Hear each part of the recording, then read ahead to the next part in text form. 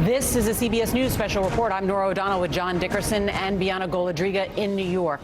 The last members of a soccer team trapped underground for more than 2 weeks have just been brought out of a cave in northern Thailand. We have the confirmation.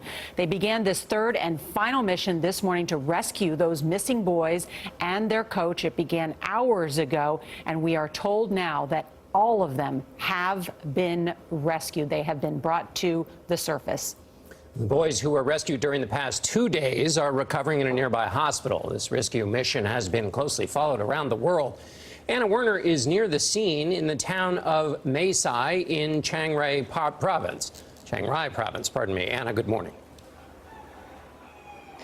Good morning, and that's correct. Sources telling CBS News that all 13 of the people who were trapped in that cave have now been rescued. It is about 6:30 our time here in Thailand. As we understand it, they went in mid-morning, so that's potentially 8 hours. All of those people in 8 hours is a remarkable accomplishment when you consider that they did roughly the same thing in terms of time, probably yesterday, maybe a little bit less, and the day before was even longer.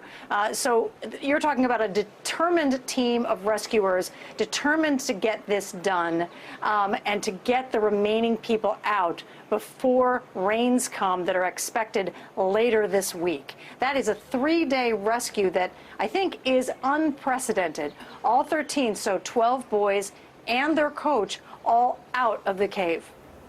Oh, Anna, it's just incredible to hear this news, this final push, and they've had the most success on this final day. They said it was going to be a long day. They said they wanted to get everybody out, and they got that remaining 5 out today. Those boys, including their coach, that 25-year-old coach, who they said might be the last one out, who had been a former student at a Buddhist monastery, who I think was trying to keep the boys calm. Yeah, 90 divers from around the world, the best of the best, came to save these boys, and in such a short period of time. Another good sign was that weather seemed to be cooperating these past 2 days at least. And the stress, there's obviously the emotion of young boys, but then some of them couldn't swim. Then we've all been looking at the cave and that winding, precipitous, narrow gap, the choke points.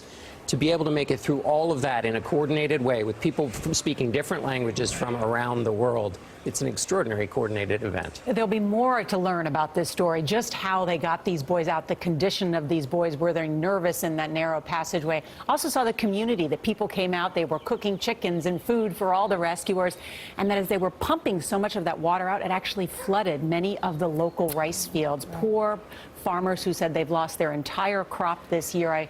I read one farmer said, though, it's more important to have these boys alive than to have our crop. So worth that sacrifice, and we are all thinking and so happy for the families of can those you boys imagine? who've been waiting for 2 weeks now for this good news. It's truly the best possible outcome. I remember when we first reported this story, I thought, oh my goodness, this may not have a happy ending, and incredibly, the world came together. Yeah. This is what happens. Good things can happen, right? I mean, this is such a feel-good story for everyone around the world. Yeah. That's right.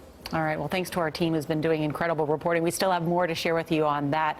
We're going to rejoin now CBS This Morning and let you know that coverage will continue throughout the day on your local news on this CBS station and on our 24-hour streaming network, CBSN. This has been a CBS News special report. I'm John Dickerson with Nora O'Donnell and Bianna Golodriga, CBS News, New York.